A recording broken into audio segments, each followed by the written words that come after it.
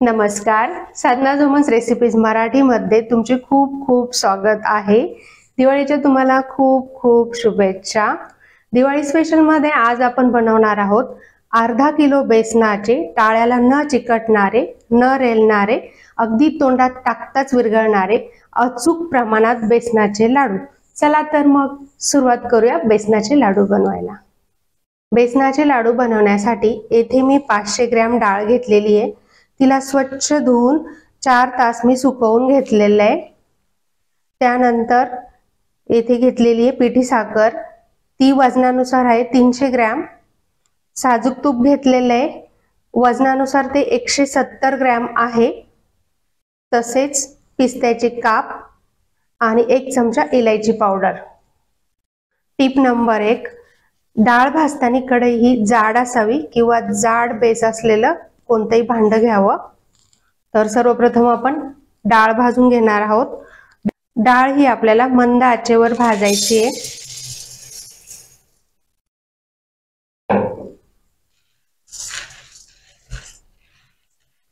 डाळ आपल्याला high flame वरती भाजायची नाहीये। हे लाडू बनवताना पेशन्स ठेवावे लागतात, तेव्हाच आपले लाडू चविष्ट बनतात। डाळ अर्धा तास एकसारखं हलवत चांगली खमंग भाजून घेतली आहे। सुवास सर्वत्र दरवळतोय आणि तुम्ही बघू शकता डाळीचा आवाज देखील येतोय। तर आता आपल्याला ती थंड होण्यासाठी एका प्लेट मध्ये काढून घ्यायची आहे। डाळ व्यवस्थितच भाजून घ्यायची आहे।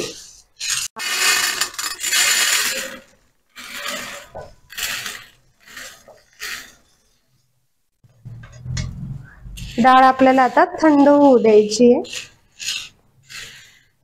डाळ थंड झाल्यानंतर आपण तिला ग्राइंड करून घेणार आहोत। जर तुमची जास्त क्वांटिटीत डाळ असेल तर तुम्ही ती घरघंटी किंवा चक्कीवरनं रवाळ दळून आणायची। जर तुमच्याकडे रवाळ बेसन पीठ असेल तर तुम्हाला डाळ भाजण्याची काही गरज नाही, डायरेक्ट ते बेसन पीठच तुम्ही तुपामध्ये भाजायला घेऊ शकता। डाळ थंड झालेली आहे, आता आपल्याला ती ग्राइंड करून घ्यायची आहे।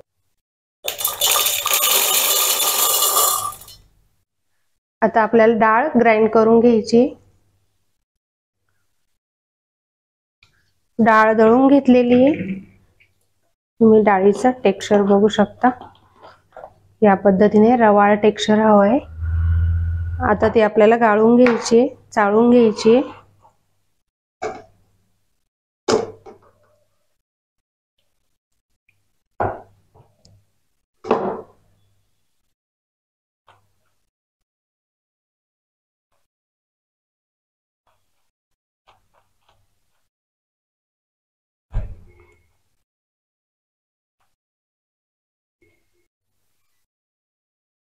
ही जी जाडसर डाळ राहिली आहे ती आता दुसऱ्या डाळीसोबत आपण दळून घेणार आहोत।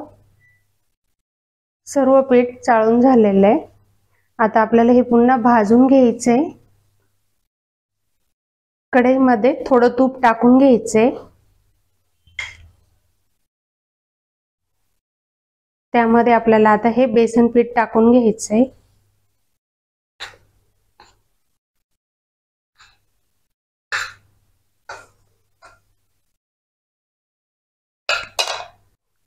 हे पीठ आपल्याला मंद आचेवर भाजून घ्यायचे आणि व्यवस्थित भाजायचे। हे पीठ जर कच्चं राहिलं तर लाडूंची टेस्ट व्यवस्थित येत नाही, ते टाळूला चिटकतात। त्यामुळे पीठ भाजण्यात कुठलीही कसर सोडायची नाही, पेशन्स ठेवून व्यवस्थित पीठ भाजून घ्यायचे। थोडा वेळ लागतो, परंतु लाडू एकदमच टेस्टी आणि दाणेदार होतात।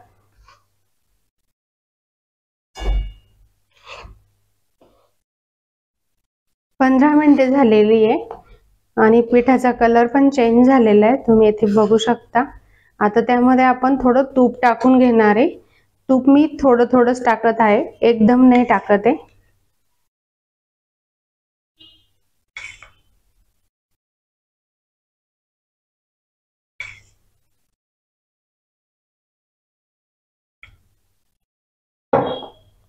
आता पुन्हा व्यवस्थित भाजून घ्यायचे।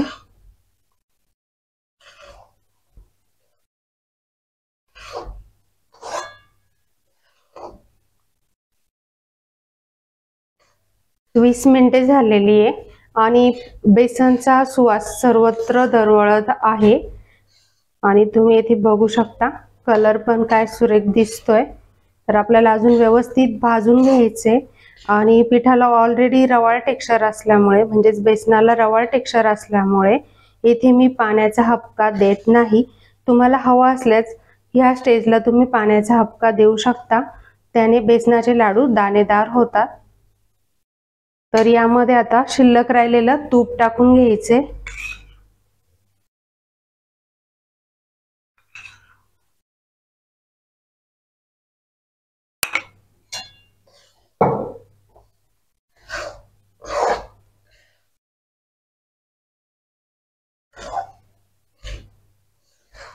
खूपच छान सुवास दरवळतोय।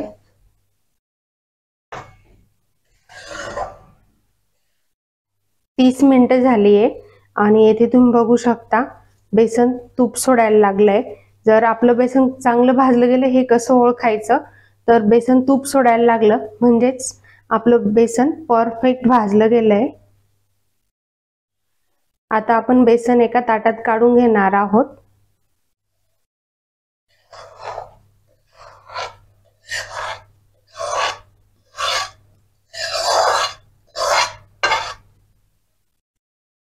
बेसन आपल्याला थंड होऊ द्यायचे।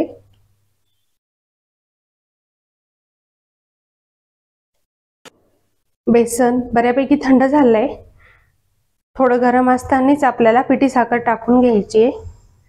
पिठी साखर तुम्ही तुमच्या आवडीनुसार कमी किंवा जास्त घेऊ शकता। गोड आवडत असेल तर जास्त घ्या, कमी गोड आवडत असेल तर कमी घ्या।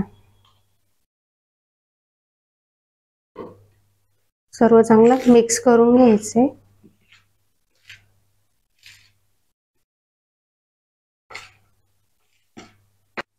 तसंच त्यामध्ये आपल्याला इलायची पावडर टाकून घ्यायची आहे। चांगलं मिक्स करून घ्यायचे।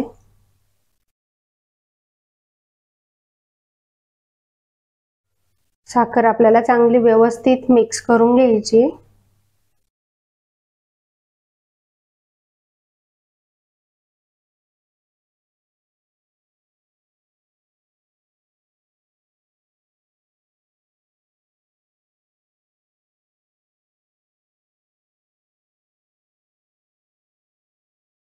आता आपण लाडू बनवून घेणार आहोत। चला तर मग सुरुवात करूया।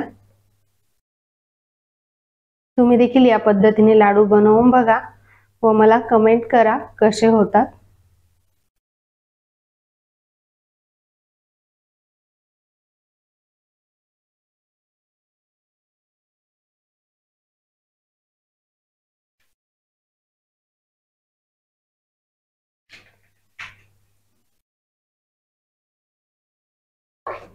पिस्त्याच्या कापाने डेकोरेट करूया।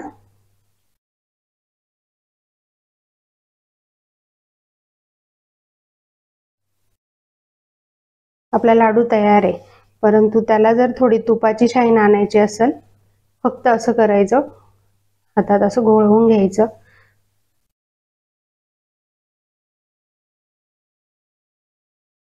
हे बघा किती छान ग्लो येतो। पिस्त्याच्या कापाने आपण त्याला डेकोरेट करून घेणार आहोत।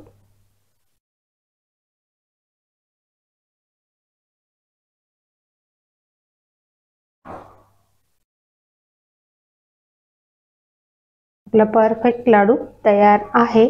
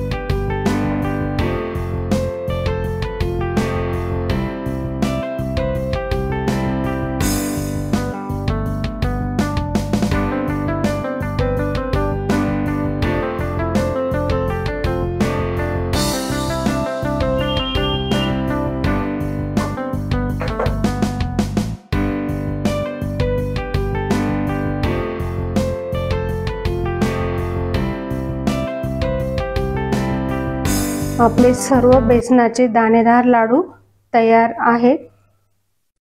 तुम्ही बघू शकता इथे काय सुरेख दिसत आहे, तेव्हा तुम्ही नक्की ट्राय करा। आपले अर्धा किलोचे बेसनाचे लाडू तर तयार आहेतच। टाळूला न चिकटणारे, न रेलणारे, तोंडात टाकताच विरघळणारे असे बेसनाचे लाडू तयार आहेत। दिलेल्या अचूक प्रमाणानुसार जर तुम्ही हे लाडू बनवले तर तुमचेही लाडू परफेक्ट होतील। तुम्हाला जर माझी ही रेसिपी आवडली तर जरूर ट्राय करा। तसेच माझ्या रेसिपीला लाईक, शेअर, कमेंट आणि सबस्क्राइब करायला विसरू नका। धन्यवाद। आपले बेसनाचे लाडू कसे हे आतून बघूया, आतील टेक्स्चर हे बघा, मस्त दाणेदार बेसनाचे लाडू आपले तयार आहेत। तुम्ही नक्की ट्राय करा।